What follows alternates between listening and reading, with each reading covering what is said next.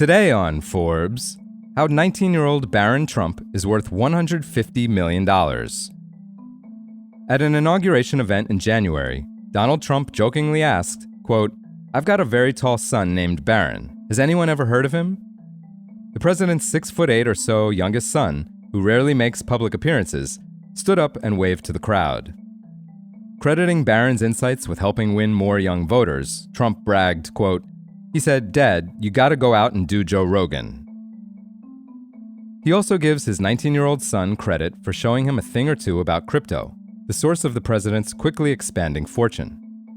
Barron, who taught his dad what a so-called wallet is, co-founded World Liberty Financial, a cryptocurrency company, with his father and older brothers last year, less than 2 months before the 2024 election. Most financial advisors wouldn't advise getting your parents into crypto, but most parents aren't about to be elected president.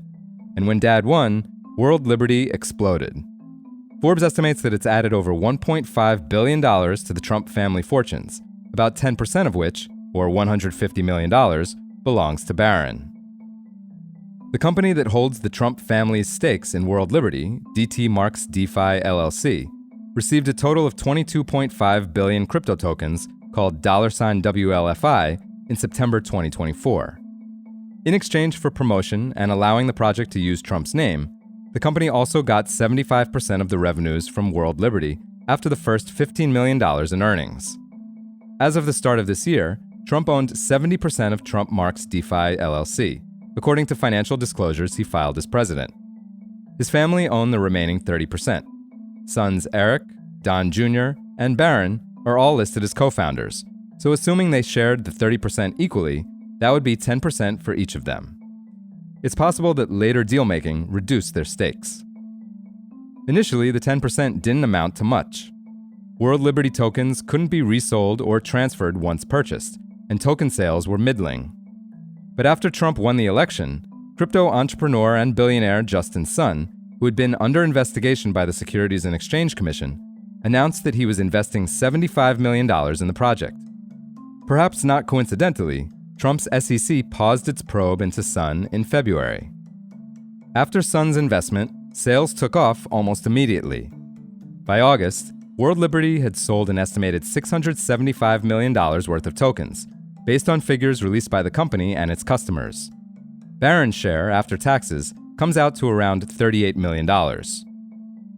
In March, World Liberty announced another product, a stablecoin called USD1, pegged to the US dollar. The market cap of the currency is around $2.6 billion, which suggests that the business behind it is worth about $880 million. The Trump family entity appears to own 38% of this venture. Barron's share could be worth about $34 million. Then in August, World Liberty struck a deal with a publicly traded healthcare company called Alt5 Sigma, which was seeking to become a cryptocurrency treasury company. Alt5 used a pile of money that it had raised to buy $717 million of World Liberty financial tokens, routing over $500 million to the Trump's company and an estimated $41 million to Barron after taxes. Barron also received an estimated 2.25 billion World Liberty tokens, 10% of that initial 22.5 billion token haul given to Trump's company. Originally, Forbes valued these at $0 because they couldn't be resold. But token holders voted in August to unlock 20% of coins, excepting those owned by the founders. Additional votes are expected in the future on whether to unlock the rest and whether to allow the Trumps and their fellow investors to trade their tokens. The limited quantity of tokens on the market sell for about 20 cents each, but Forbes still heavily discounts tokens belonging to Barron and the other founders because they remain locked up. Taking all this into account, Barron's assumed 10% share is worth an estimated $45 million today. It all adds up to a bit over $150 million. No small chunk of change for a 19-year-old college sophomore. For full coverage, check out Kyle Kahn Mullins' piece on forbes.com. This is Kieran Meadows from Forbes. Thanks for tuning in.